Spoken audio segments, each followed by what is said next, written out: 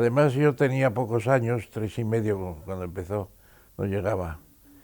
Y me acuerdo de los bombardeos, porque mi casa era una doble planta y la segunda planta de abajo era un sótano prácticamente. Madrid. En Madrid, sí. Y era refugio de bombardeos. Y allí venían todos los vecinos de la casa y algunos de enfrente también. Y me acuerdo de los bombardeos también, de cómo cayeron unas bolsas de cartón parafinado con unos panes muy blancos dentro que me enviaban los aviadores de Franco para decir que en nuestros hilos tenemos el trigo para haceros el pan bueno que habéis comido siempre y ahora no coméis. Y también cayeron unas balas sin explotar.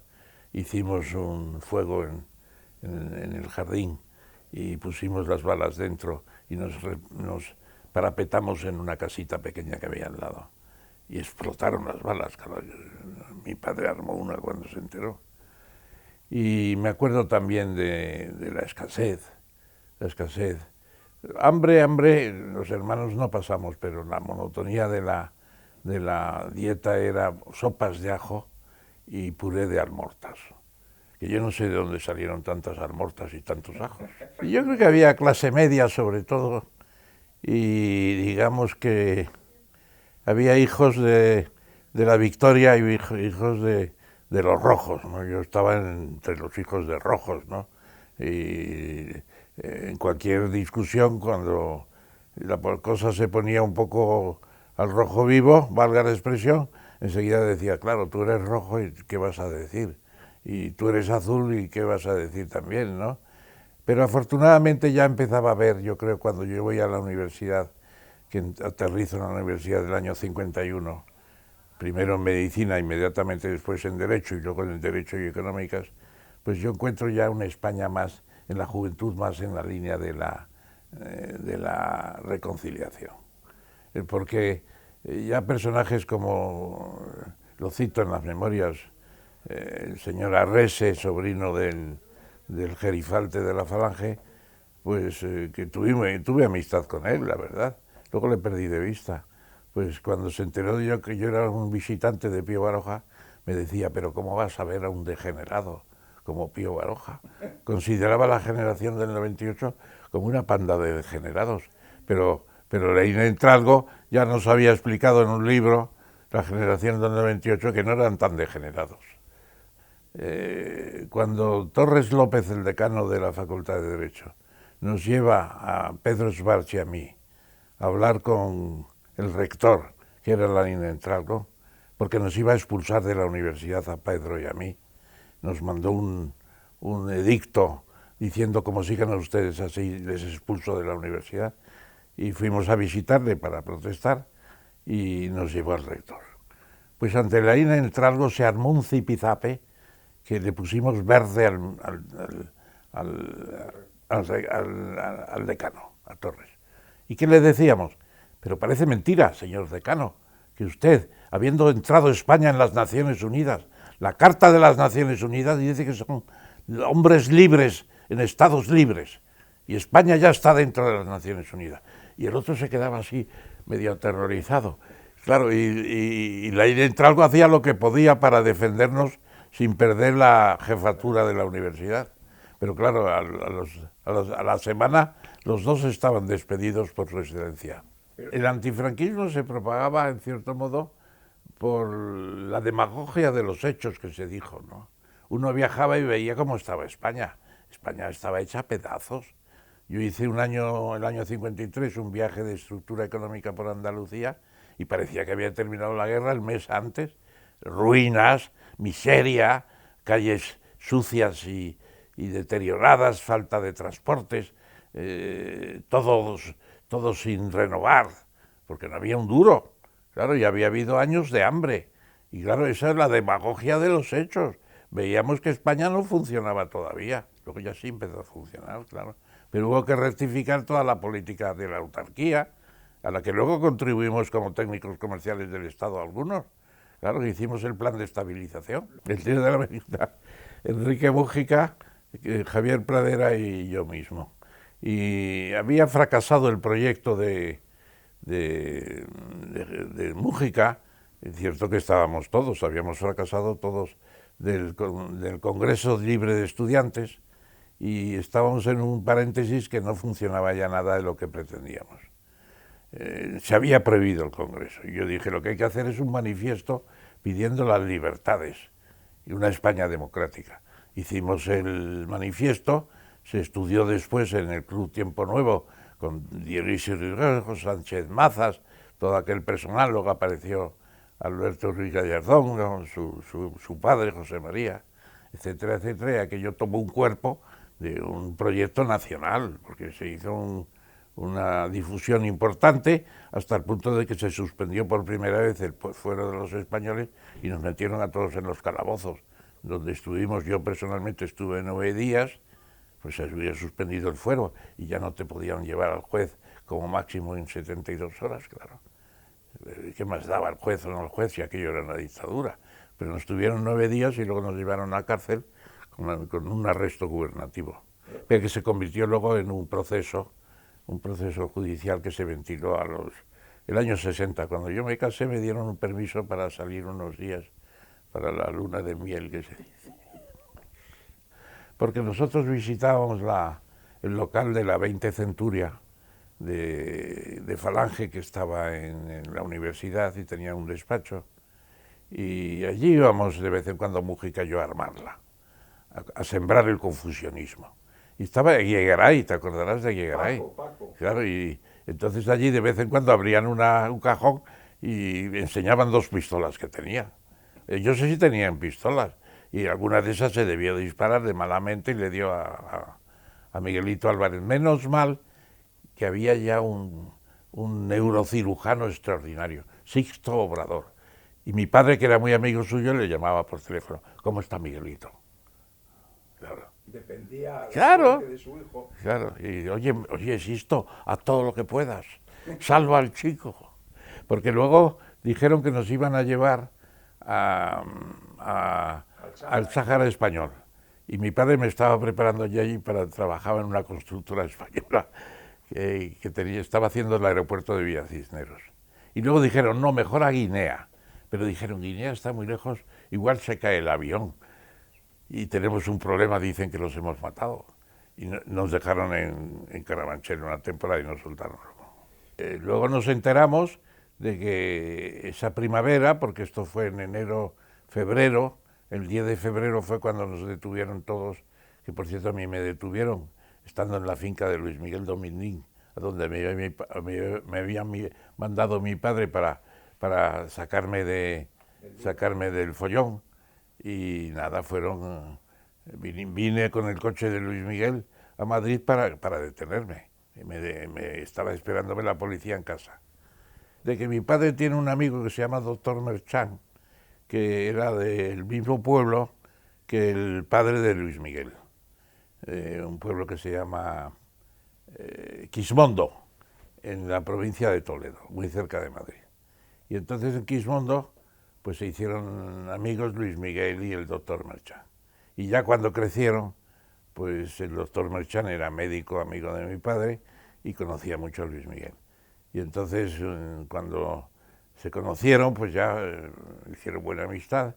Y la primera vez que Luis Miguel utiliza los servicios médicos de mi padre es en la muerte de Manolete, que ve que Manolete se está muriendo en la plaza en el hospital aquel malo de la plaza de Linares, y llama por teléfono a mi padre, le manda el coche para buscarle, le recoge, y cuando mi padre llega a Linares, pues ya Manolete se está muriendo.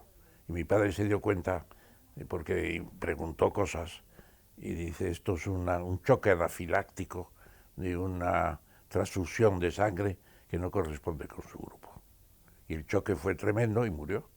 O sea que Manolete se podría haber salvado.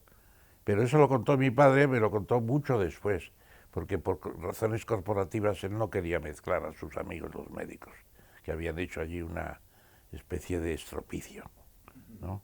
Y entonces ya, como la cosa estaba muy mal en las plazas, pues mi padre iba con el doctor Merchán, con un maletón lleno de instrumentales y otro maletón lleno de fármacos incluso de sistemas de éter, de narcosis, de, ¿cómo se llama eso?, anestesia, todo para operar a una persona con lo que llevaba en 2 maletones. Detrás de Luis Miguel. Iban con él, claro, en un coche iban Luis Miguel, el conductor, y los 2 médicos, y en el otro iba la cuadrilla con un botijo y todo en unos pañuelos que se recogían así, que se hacía un lazo. Le llamó: oye, Camilo, que quiero ver a Tamames, que está en la cárcel. Pero hombre, ¿cómo voy a saber esa gente? Que no, tú no tienes que ver a esa gente. ¿Pero qué me dices, Camilo, si el doctor Tamames es mi amigo? Sí, eso es verdad, claro. Esa es la conversación que tuvieron. Y le dejó pasar. Y claro, llegó allí, estaba yo en la cárcel leyendo ¿cómo se llama?, en mi calabozo, que medía 2 metros cuadrados, no más. Y entonces estaba yo leyendo en el calabozo y llega el carcelero, que ya me había hecho amigo de él, claro, y llega y hace así. Digo, ¿qué pasa? ¿Que está el diestro? Dice, sí, ha venido el diestro a verte. Subí a ver a Luis Miguel y me dijo, bueno, Ramón, nos vamos a México. Tu padre no puede venir, claro, pues me han dicho que no puede venir, que lo siente mucho, porque mi padre iba también con él también a América. Varios viajes, no todos. Y esta vez no pude ir a México. Dijo, pues sí que lo siento, pero luego al año siguiente fue igual. Y Luis Miguel era una persona extraordinaria. Un día estaba con Franco y le dijo Franco, oye, Miguel, me han dicho que tu hermano Dominguito es comunista. Dice, no lo sé, excelencia, pero es muy buen hermano. Y ahí se acabó la conversación. El Partido Comunista era un partido de antifranquistas. El propio Carrillo, cuando nos marchamos, yo el año 81, dice, estos no han sido comunistas nunca. Tenía razón. Entramos en el PC porque era el único partido de lucha. Luego me asignaron la frase referida al PSOE de 100 años de honradez y 40 de vacaciones. No fue mía, la oí en Salamanca, pero luego la dije no sé dónde. Tamames va contra el PSOE, no sé qué. Bueno, entonces el único partido que había era el comunista. Y nos metimos ahí por eso, por la lucha antifranquista. Y luego en el 8º Congreso, el primero que se hizo en La Libertad, le dijimos a Carrillo que había que quitarlo casi todo. El principio del marxismo-leninismo como ciencia. Y decía Carrillo, ¿no es una ciencia? No, hombre, es una corriente filosófica como más. Dice, ¿entonces qué es una ciencia? La matemática, la física, la química. Anda. Es verdad, casi dijo, es verdad, casi no lo dijo. Pero se quitó. Y se quitó la teoría de la dictadura del proletariado. Bastante dictadura hemos tenido para que venga ahora la del proletariado. Y se quitó. Y el Partido Comunista quedó como lo que era, un partido socialdemócrata ya, de hecho. Eso sí, con el leninismo, mandado siempre solo Carrillo. Muy liberal hacia afuera, pero dentro se cargó el Partido Comunista porque el año 56, el año 76 el partido era una cosa extraordinaria. ¿Tú te acuerdas? La agrupación de economistas, la agrupación de abogados, la agrupación de arquitectos, la agrupación de juristas. Y se cargó todo, y se volvieron a las células casi secretas, y se cargó lo que era aquello. Y allí estuvimos hablando un buen rato. Semprún iba de Federico Sánchez, claro, muy elegante, muy bien. Nadie podía sospechar que era un agente de Moscú, claro. Porque entonces el PC era de Moscú, claro. Aunque ya empezaba a separarse el PC con la política de reconciliación, que por cierto el primero que recomendó fue Stalin. A mí me contó una vez en una entrevista, en una conversación que tuvimos Carrillo y yo, me dijo el día que fueron a ver a Stalin el año 53 con Pasionaria. Fue la última entrevista que tuvieron con Stalin. Y les dijo, ¿y cómo está España? Dice, pues nada, sostenemos las guerrillas para mantener... Dice, esas guerrillas no sirven para nada, le dijo Stalin. Lo que tenéis que hacer es entrar en política, de alguna manera, pero las guerrillas ya no sirven para nada. Se desmantelaron las guerrillas y empezó la doctrina de la lucha política. Y ya cuando hicimos el fregado aquel en Madrid del año 56, apareció en París lo que habíamos hecho aquí ya, la reconciliación.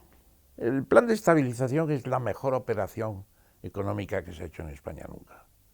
Bueno, pues ahí estaba Ullastes arriba, y luego estábamos pues Enrique Fuentes, Manuel Varela, Luis Ángel Rojo, yo mismo, y estábamos ahí todos contribuyendo. A mí me decían algunas veces, ¿no te da vergüenza fortalecer al régimen con una operación así? Digo, es que el régimen, en medio de la pobreza, no tiene posibilidades de cambiar. Habrá un cambio cuando haya mayor prosperidad. Y además es humano ayudar a que la gente viva mejor, más o menos. Pero nos lo decían algunos preclaros y ortodoxos marxistas. En general... Incluso cuando creamos El País, el año 73, el periódico, Jaime Salinas, con Pradera delante, dice aquello de tamames, y no te das cuenta de que estás ayudando a la burguesía. Digo, ¿y tú qué haces, camarada? Estás ahí empleado en funciones literarias no sé dónde. Lo que hay que hacer es ayudar a que el país mejore y cambie para que tenga más libertad. Le doy mucha importancia a aquella reunión en un molino abandonado de Guadalajara, que hacía un frío espantoso aquella noche. Estábamos reunidos el comité ejecutivo del PC ante el referéndum de la reforma política. Y Carrillo dijo, deberíamos votar positivamente, decir que sí, porque la reforma política de Suárez es buena, mucho más libertad que ahora. Pero claro, como Felipe se ha adelantado y dice que abstención, no vamos a dividir la oposición de izquierdas en dos, y votamos abstención, que fue eso no lo valoraron los franquistas. Lo que pasa es que los franquistas ya estaban en decadencia, ¿no? Pero allí triunfó la tesis de Suárez. Bueno, aquello no era unas constituyentes, era un proyecto de constitución franquista liberal. Probablemente habría que poner una estatua con dos personas en el Congreso, por allí por lo menos, cerca. Uno sería Suárez, que es un mediador que cae del cielo, no por casualidad, desde luego, y otro es Torcuato. Torcuato disciplina al franquismo y Suárez abre la puerta a la democracia, también con toda la oposición, claro, y la gente que viene de fuera y los que estábamos dentro, etc. Pero yo creo que la labor de Torcuato fue muy importante. Pero luego quedó muy decepcionado de Suárez. Porque incluso había acordado con Suárez que ellos, terminada la reforma política, se autodisolvían. Y el propio Suárez quiere seguir de presidente. Y él, cuando se abre el tema de las autonomías, se marcha del Senado y ya no vuelve. Y yo comprendo las razones de Adolfo Suárez, que ve pasar el carro de la historia y dice, no me voy a quedar aquí, se monta en el carro de la historia. Claro, y dice la gente, ¿y por qué después del éxito de la Constitución, del referéndum de la Constitución, disuelve y convoca el año 79 elecciones generales? Porque sencillamente él se da cuenta de que él está todavía ahí por el Consejo del Reino y por unas leyes franquistas, y él quiere ser presidente demócrata con la Constitución ya del 78, y hace las elecciones y vuelve a ganar. Vuelve a ganar con toda aquella... lo que pasa es que luego no tiene la virtud política de organizar la UCD como un verdadero partido, y sigue teniendo sus varones, y sus varones son una panda de suaricidas tremendo.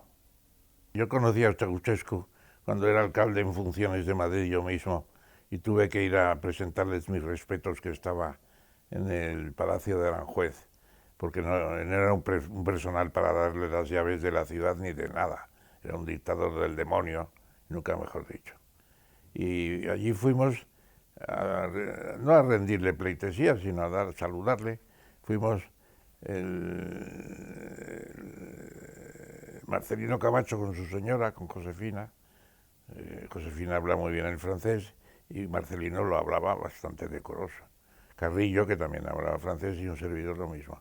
Y estuvimos 2 horas y no nos dieron ni un vaso de agua, hacía un calor tremendo, y lo cuento en las memorias. Ceausescu entonces ya estaba gaga.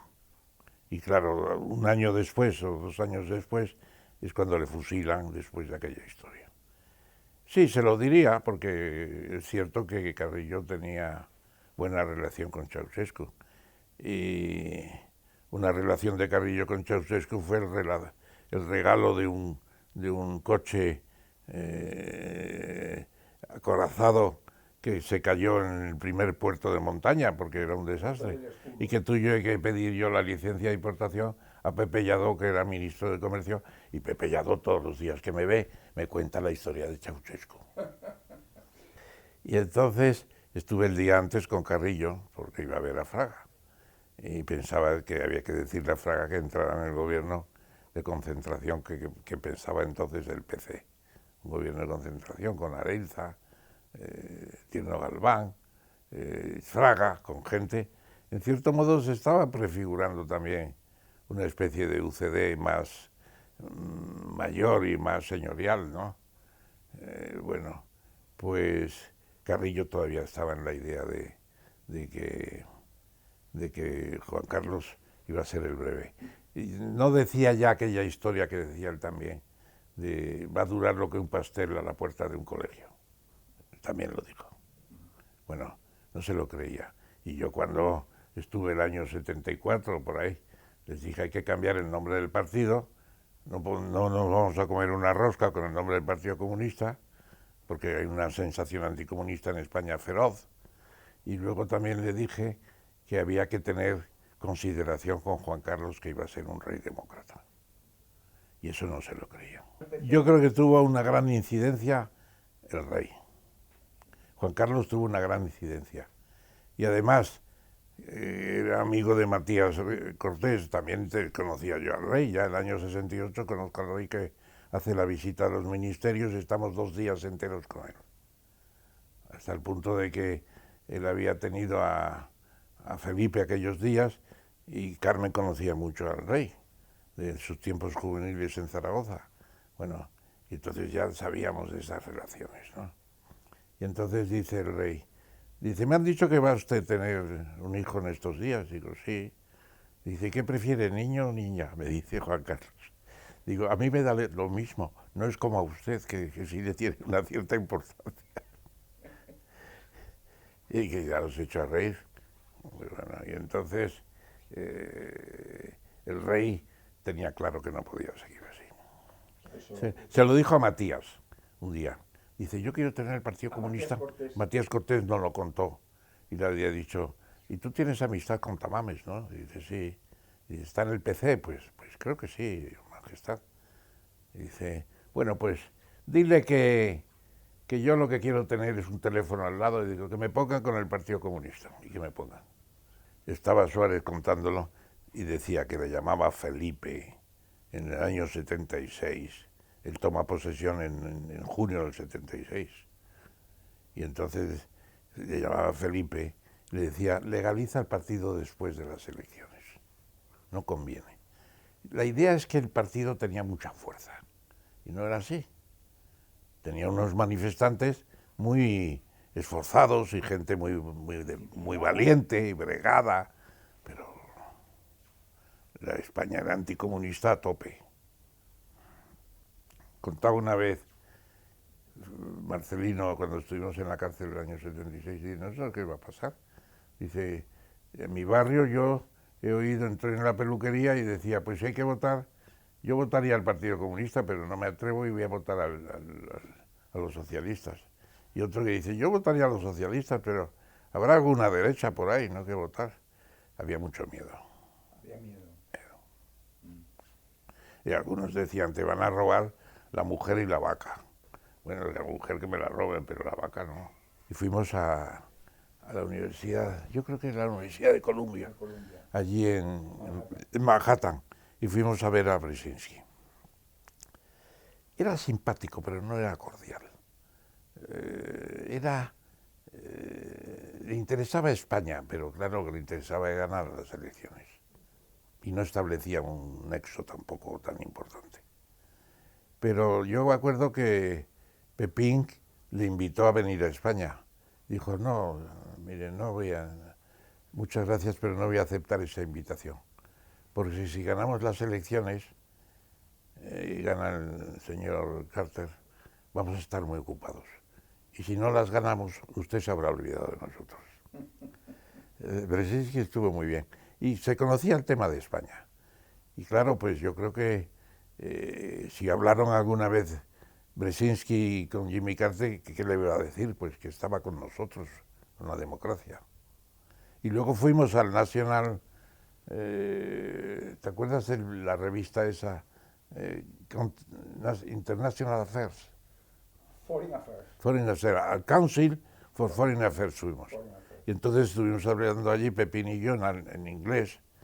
Y luego al final, en el coloquio, pues salió una chica y me dijo, señor Tamames, ¿usted a qué partido pertenece? Digo, yo al Partido Comunista de España. Joder. Allí hubo un silencio sepulcral. Y luego ya pues se apaciguó la cosa, hubo un vino, y tomamos unos vinos y ya parecía que no iba a pasar nada. Pero claro, llegó a España la narración de los hechos. Pero ¿cómo no le han detenido a Tamames? Tendría que haberle detenido, dijo la prensa asquerosa. Bueno, y entonces, ¿qué pasó? Que llegué a España y tal se armó en la prensa que me llamaron de la embajada que fuera ahí, que me iban a retirar el visado. Y yo dije que no tenía por qué ir a ninguna embajada. Y me mandaron una carta diciendo que mi visado ya no tenía validez. Y allí se acabó la historia. Y luego ya después de las elecciones del 79 ya fui tranquilamente a Estados Unidos porque ya se había levantado la sanción. Bueno, los nacionalistas vascos, la influencia era grande, pero eran malos los catalanes. Y yo creo que los catalanes, con Jordi Pujol a la cabeza y Miquel Rocas Junyent, Miquel pesaba mucho. Claro, y Miquel es el que venía, Miquel Roca. No venía Jordi casi nunca. Yo en Madrid en esas sesiones no le recuerdo, pero sí debió estar alguna vez. Y Miquel Roca venía muy fuerte, muy fuerte. Muy fuerte. Ya se había celebrado la primera diada en San Baudilio de Llobregat, San Boi, el año 76, que habíamos estado representando a la Junta, prácticamente a la Plata Junta, el abogado de Guinea, ¿cómo se llamaba? García Trevijano. García Trevijano, sí. Y yo.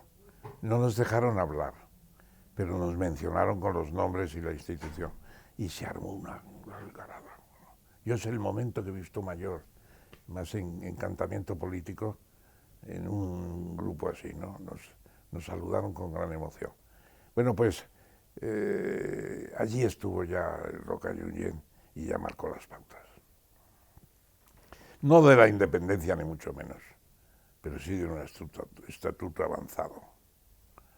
Tornarem, no sé qué, tornarem. Yo ahí me equivoqué, porque yo estuve en la cárcel el año 76 y había una comuna de ETA tan grande como la de la Plata Junta. Estaba la Plata Junta, que era en realidad la Junta socialista, yo creo que no había ninguno. Estaba la de Grapo y estaba la de ETA. Y en mi celda estuve una temporada con los del Grapo y una temporada con los de ETA. 3 que estábamos, ¿no?, en la celda. Y entonces, ETA no era entonces lo que fue después.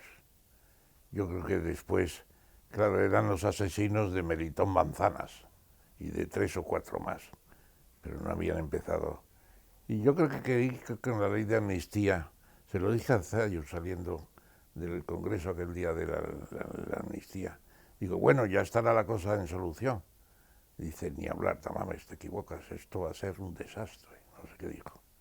Y luego me acuerdo que con Felipe, que fuimos un día no sé dónde era, pero comimos en un restaurante con el rey, pero nosotros nos pusieron en la mesa al lado, y estábamos Felipe y yo al lado. Y yo dije, esto de la amnistía, dice, ni hablar, esto va para largo, para muy largo. Y ya me di cuenta de cómo había calado ETA en un viaje que hice a Australia, invitado por el Partido Comunista de Australia, que estaba muy contento de las elecciones del 79, que yo era el vicealcalde, ¿no? Decían allí, el deputy mayor. Y entonces estaban muy contentos. Y recuerdo que comí con unos australianos ilustres y había calado ETA en el mundo. Pensaban que no había habido amnistía y que el pueblo vasco estaba sojuzgado y que fue aquello una locura. Una locura, como ellos tendrían que reconocer. Ya no sirvió para nada, murieron 800 personas y fue un desastre. El veneno de Sabino Arana, el veneno de Sabino Arana, pero con metralletas y fusiles y pistolas. La verdad es que al final yo creo que tienen razón tanto los socialistas como los del PP, incluso antes UCD, en que allí no se podía arreglar nada. Con esa gente no se podía arreglar nada. Es que tampoco se sabe muy bien lo que quería, porque modificar todo el sistema político-social. Ellos eran pretendidamente marxistas, revolucionarios. ¿Qué pretendía? Aparte de la independencia. Y tampoco se la creen. Hubo unos 5 puntos de... Me acuerdo que hubo 5 puntos, la lengua vasca, las tradiciones, no sé, declaración política, no sé qué. Todo eso se cumplió y ellos no se apaciguaron. Yo creo que no se podía hacer nada con ellos. Estaban envenenados con Sabino Arana. Que ETA efectivamente ha amargado mucho la transición, eso está claro, la ha amargado mucho. Y quedan cosas, Y luego esta idea de que tenemos que hacer como que la República ha ganado la guerra. Y la República es la inspiradora de los principios democráticos. ¿Qué hostias de inspiración de la República? Esto es una cosa nueva que nace con los pactos de la Moncloa y sigue con la Constitución. Y es una inspiración nueva. Y es un pacto. Y con el régimen anterior no cabe duda también. Pero no tiene nada que ver con la República. Eso es Rodríguez Zapatero, el que pretende eso. Los estatutos que queráis, la ley de memoria histórica. Yo creo que Cataluña es el efecto de la gilipollez del PP y del PSOE, que no supieron, porque hasta el año 10 no ha habido grandes problemas, ha sido más después del estatuto pasado por las Cortes y sobre todo por el Tribunal Constitucional. Eso ha sido una operación nefasta, empezando por Rodríguez Zapatero con la revisión de los estatutos, y ahí no pasaba casi nada. Y es a partir de los años 6, del estatuto nuevo, yo firmaré lo que acordéis los catalanes. Bueno, estas tonterías que dijo este hombre. Ha sido un golpe de artillería en la línea de la flotación de la transición, no cabe duda. Tremendo. También ha sido la mala manera de atacar la crisis y luego la mala manera de entender el catalanismo y el vasquismo desde el propio Felipe. Felipe ya tuvo que transigir con Jordi Pujol porque no tenía votos suficientes, claro. Ha sido una entrega del gobierno de la nación a unas pretensiones mínimas, que luego se han ampliado. Yo creo que sí, pero una vez que están en el gobierno empiezan a ver las cosas de otra forma. Empiezan a ver las cosas de otra forma.